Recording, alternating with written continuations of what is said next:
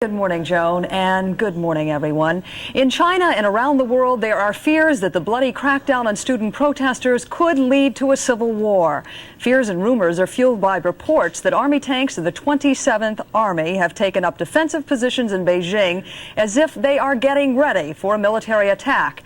Correspondent Jim Laurie is on the telephone from Beijing. Jim, you've been watching some Chinese television coverage. How are they presenting the story this morning? Yes, Paula, after being silent for so many days, Chinese TV has given its version of the weekend's violence. It says that far more soldiers were killed and wounded than civilians. It says 300 soldiers were dead. It says 5,000 soldiers were wounded, 400 missing. Interestingly, it says only 23 students were killed, Paula. There were also reports, unconfirmed reports, that Deng Xiaoping had died. Did they talk about that at all? Yes, a spokesman for the government was on television, and he denied emphatically that Deng Xiaoping was dead. He said these reports had come from Taiwan, and they were totally false. Over the last 24 hours, we have talked about the threat of civil war in China. There are unconfirmed reports this morning that the 27th Army and the 28th Army may be fighting each other. What can you tell us about that? It's difficult to know for sure what is happening. We do know there was a lot of firing around the city at about 3:30 this afternoon, including in an area near the military museum.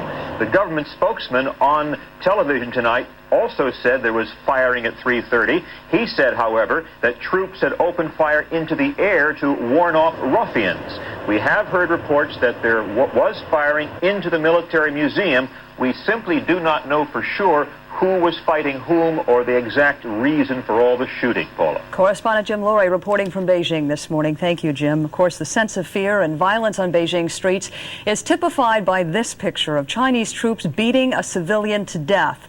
Despite the intimidation, a large contingent of ABC News producers, editors, and correspondents continue to cover the story.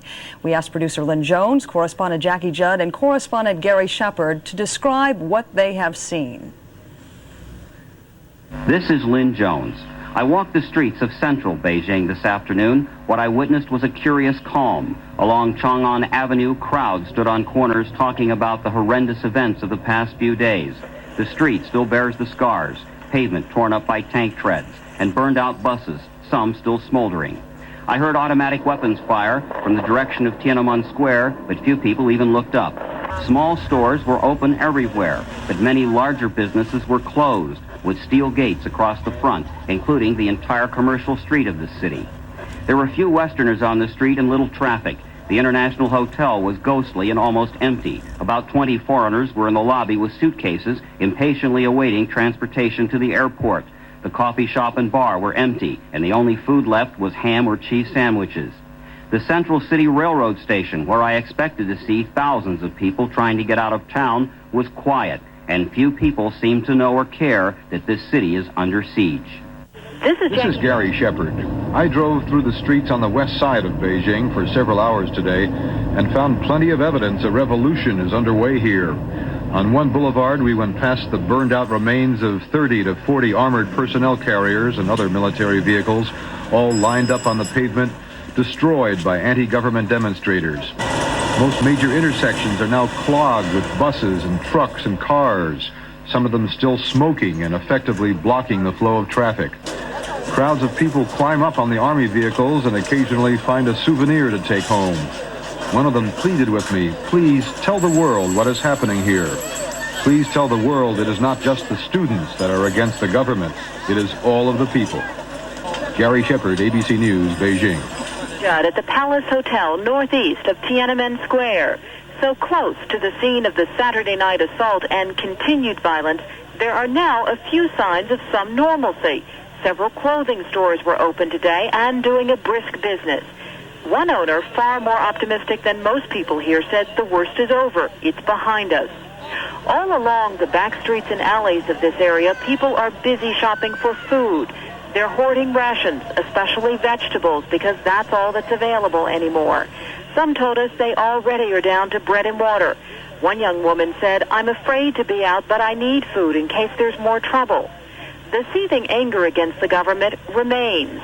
One man leaning in his doorway pointed in the direction of Tiananmen Square and said, "I hate those people and what they did." The U.S. Embassy in Beijing has urged that all American citizens leave Beijing as soon as possible. American students have already been moved to a downtown hotel. And the Beijing airport is jammed with foreign students, tourists, and business travelers all trying to leave the country. In Washington, President Bush announced several measures, including the suspension of military sales to China. I am very hopeful that this message we sent today will be strong enough to convince the leaders of the Chinese military to go back to the policy of restraint and negotiation and peace, as opposed to this crushing of the human spirit in Tiananmen Square. Chinese students and others in this country mounted a number of demonstrations to deplore the bloodshed in Beijing.